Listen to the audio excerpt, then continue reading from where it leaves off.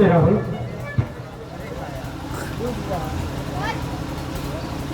जाओ लाओ, जिस लड़की को तुम बंद किए हो उसको लाओ।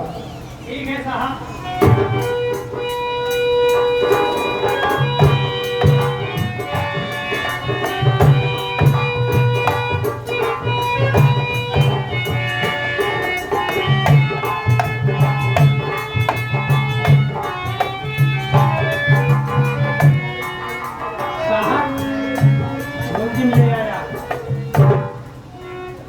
राहुल, जी साहब। इस लड़की को जब से मैं बंद किया हो,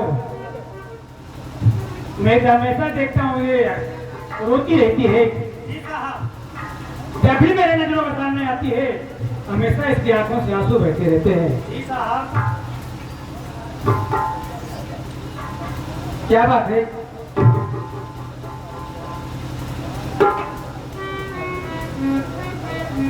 ये बताओ, तुम्हारी अंतिम ख्वाहिश क्या है? तुम कुछ खाना चाहती हो, कुछ पीना चाहती हो, या किसी से मिलना चाहती हो तो बताओ, हम तुम्हारी ख्वाहिश पूरी करने के लिए तैयार हैं। अभी ये बोले नंदनी को जब से बंद किया हूँ, इससे कोई मिलने नहीं आया, इससे कोई जमानत लेने नहीं आया। साहब मेरा इस दुनिया में कोई है ही नहीं, तो मुझसे मिलने कौन आएगा, मेरी जमानत लेने कौन आएगा? रही सवाल खाने पीने की साहब, ना तो मुझे कुछ खाने की इच्छा है, ना तो कुछ पीने की इच्छा है। मेरी आखिरी इच्छा अगर आप पूरी करना चाहते हैं, मैं आपसे कहूँ, आप मेरी इच्छा पूरी कर सकते हैं साहब। बताओ तुम्हारी क्या आखिरी इच्छा है? हाँ, मेरी आखिरी इच्छा यही है, आप मेरे भैया से मिला दीजिए साहब। जो भैया मुझे बचपन से पाल कर अपनी औलाद की तरह प्यार किया, पढ़ाया लिखाया, मैं उसकी भैया से मिलना चाहती हूँ और मेरी कोई आखिरी इच्छा नहीं है साहब। ये बताओ कि तुम्हारे भैया का क्या नाम है और कहाँ का रहने वाला है? मैं बता रही हूँ साहब, आप जानना चाहते हैं कि मेरे भैया का क्या नाम है, कहाँ के रहने वाले हैं, तो ये साहब मैं बता रही हूँ।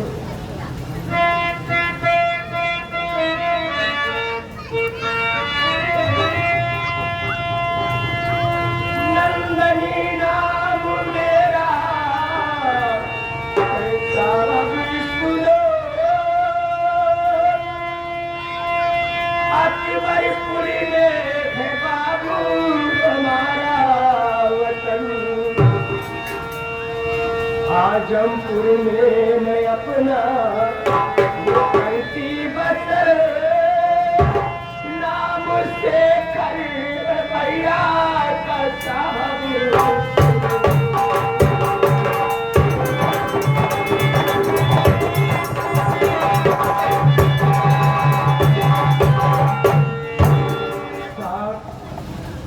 मेरे भैया का नाम शेखर है और मेरे भैया गाँव अकबरपुर के रहने वाले हैं। अब भाई बहन जब छोटे छोटे थे तभी माँ बाप भगवान को प्यारे हो गए।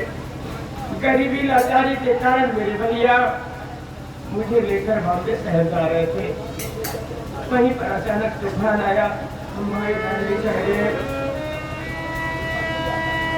मैं अपने भैया को ढूंढ रही थी, इतने में दरोगा सिकंदर सक्सेना आ गया। मेरे रोका चाहा, एक कमर कुमार नाम के डॉक्टर साहब मेरी जान बचाए। मैं उन्हीं से शादी करके अपना वीजा प्राप्त कर रही थी साहब, लेकिन गम की आंखें आई मेरे ऊपर, ऐसा गम का पहाड़ मेरे ऊपर टूटा साहब, मेरी दुनिया जैसे ही मेरी दुनिया बिछड़ गई साहब। मेरे भैया का नाम सुनकर आप क्यों रोने लगे साहब? मेरे भैया का नाम सुनकर आज चूर हो गए हैं।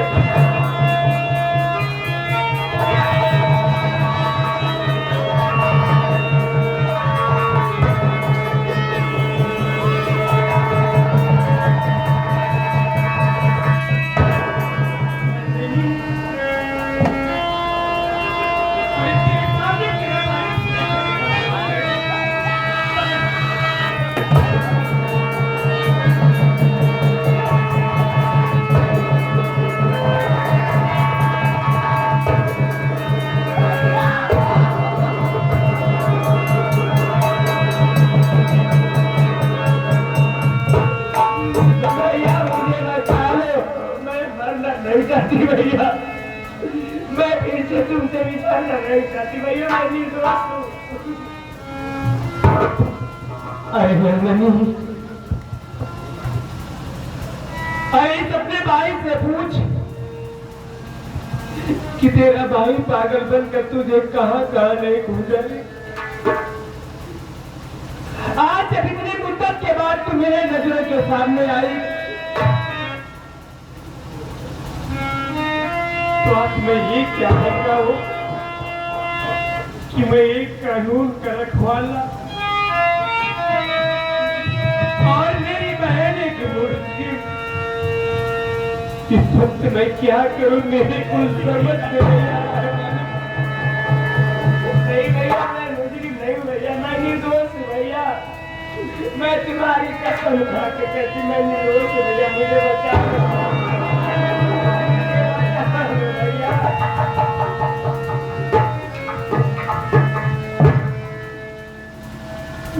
नंदनी। अरे ठगी, अगर तेरे भाई को अगर इस नौकरी से इस्तीफा देना पड़ेगा तो मैं नौकरी का इस्तीफा दे दूंगा और ये वर्दी उतार दूंगा, लेकिन तुम्हारी जान नहीं ले सकते नंदनी। नहीं भैया नहीं, आप ऐसा नहीं करेंगे। आप कानून के रखवाले भैया, ये वर्दी बहुत परिश्रम के बाद मिली है आपको, बहुत गर्मी झेलने के बाद मिली है भैया आपको, आप ऐसा कुछ भी नहीं करेंगे। अरे जरा सोचो भैया, अगर आप मेरे लिए अपनी नौकरी छोड़ दोगे, वर्दी उतार दोगे, लोगों का विश्वास कानून से उड़ जाएगा भैया। आपने कसम खाया था भैया, ये कसम ले रहा हूं कि अगर कानून के आगे मेरा भाई, मेरी बहन, मेरा बाप, मेरा रिश्तेदार कोई भी आ जाएगा, मैं उसे नहीं छोड़ूंगा।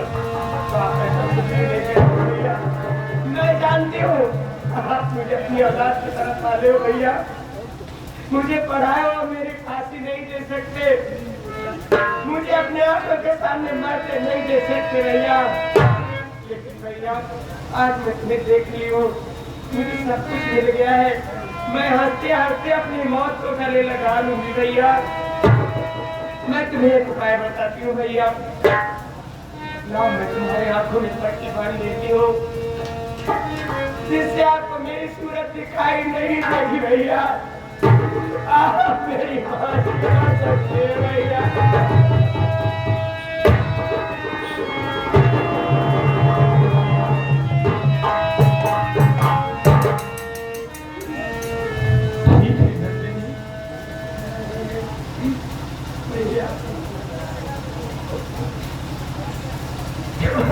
सब कुछ होते हुए मेरा इस दुनिया में कोई नहीं है, मुझे बचा।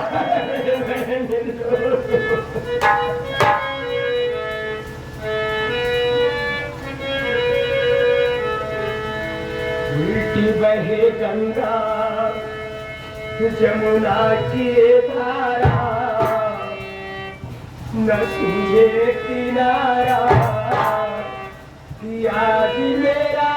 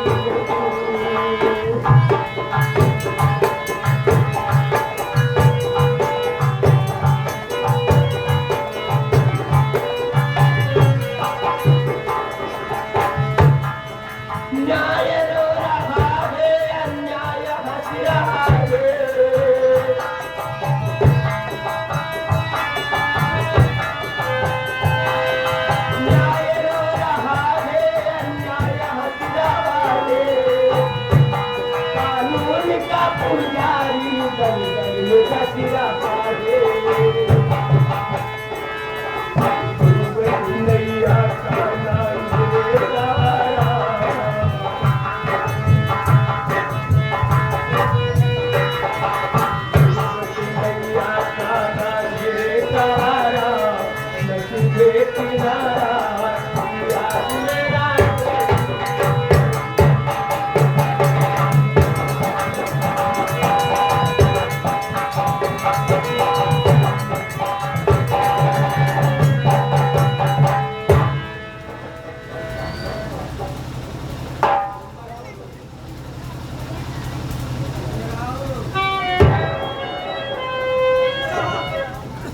नंबर एक और नंबर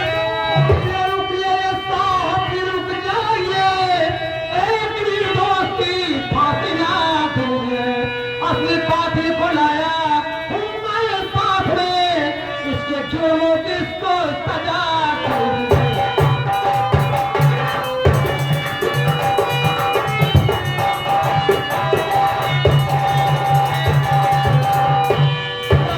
मैं जानना चाहता हूँ जिस मासूम बच्चे के खून के जुर्म इसकी फांसी हो रही है, ये बेचारी तो बिल्कुल निर्दोष है, असली कातिल कोई और है जिसे मैं जानता हूँ।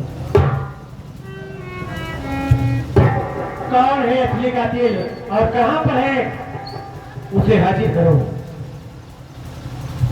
हाजिर भी करूंगा और सामने पेश करने के पहले इस मुलजिमा के गले से फांसी का फंदा निकाला जाए। चौकीदार साहब गले से फांसी निकाल दो। ठीक है साहब।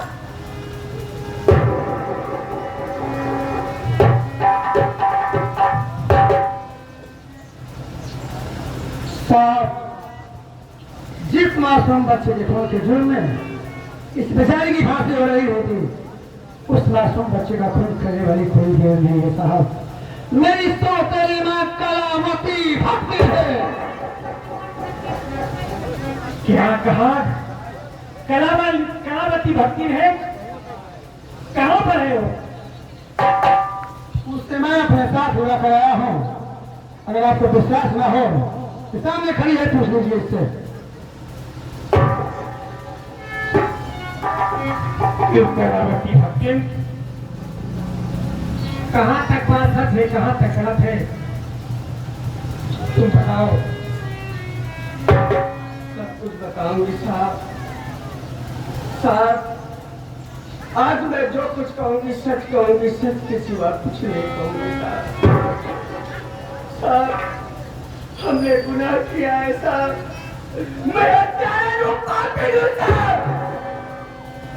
साहब, मुझे जैसी औरत मिल जाती के जीने का अधिकार नहीं है साहब। साहब, मैं अपना गुनाह कबूल करती हूँ। मेरे घर में जितनी हत्या हुई है सब हमने किया है साहब। साहब, आप चाहो तो मुझे फांसी पे चढ़ा दो या मुझे गोली मार दो, मुझे सब मंजूर है साहब।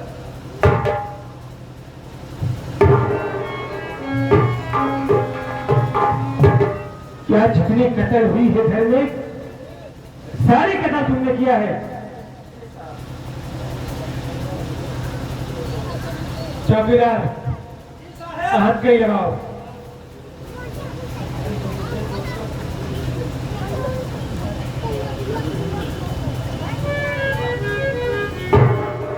मेरे हाथ से आ रहा है बात नहीं।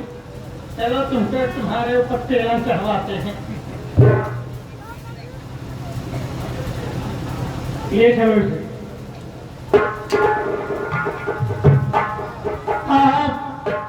आज मुझे दुनिया की सबसे बड़ी खुशी मिली है।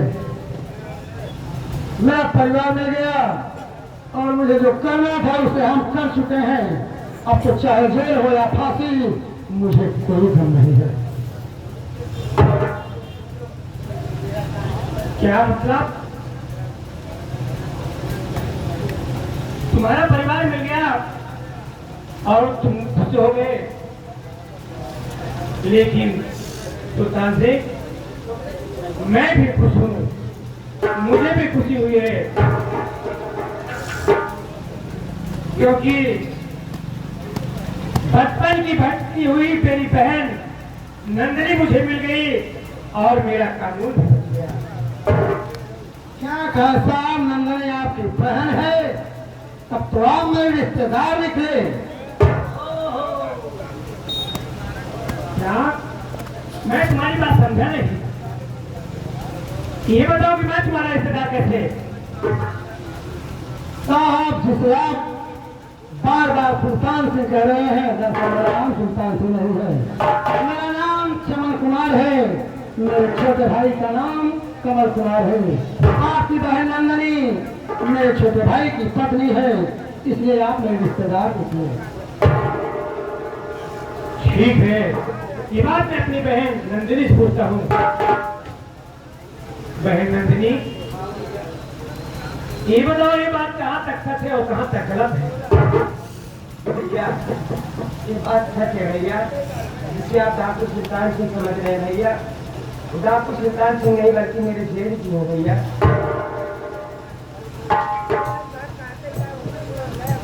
क्या कहा? वाकई में तुम मेरे रिश्तेदार निकले। अरे भैया बताओ, बहुत खुशी की बात है कि आपको बहन मिल गई।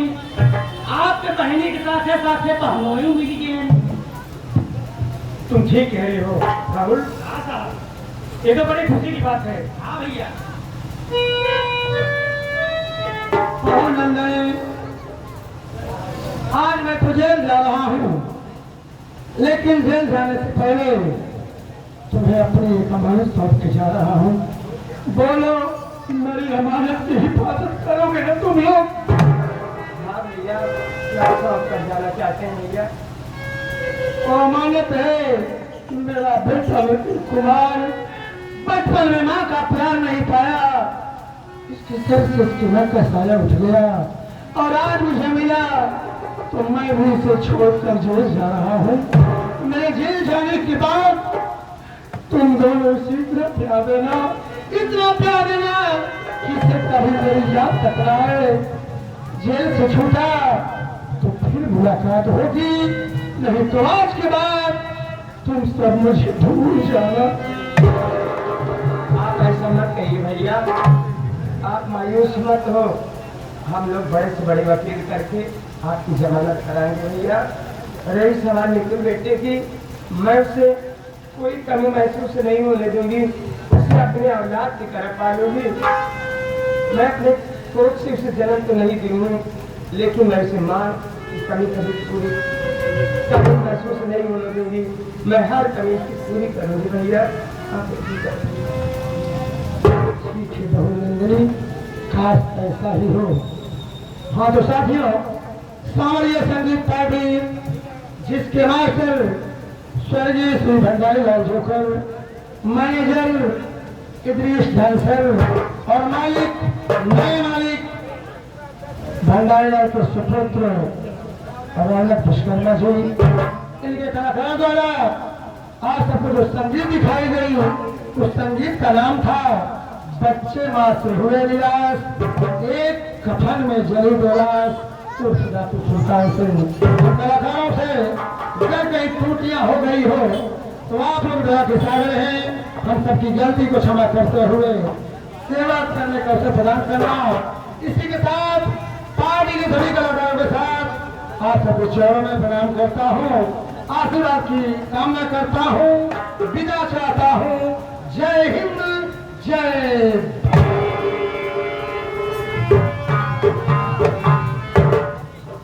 एक बार बोलिए काली मैया की, सरस्वती मैया की।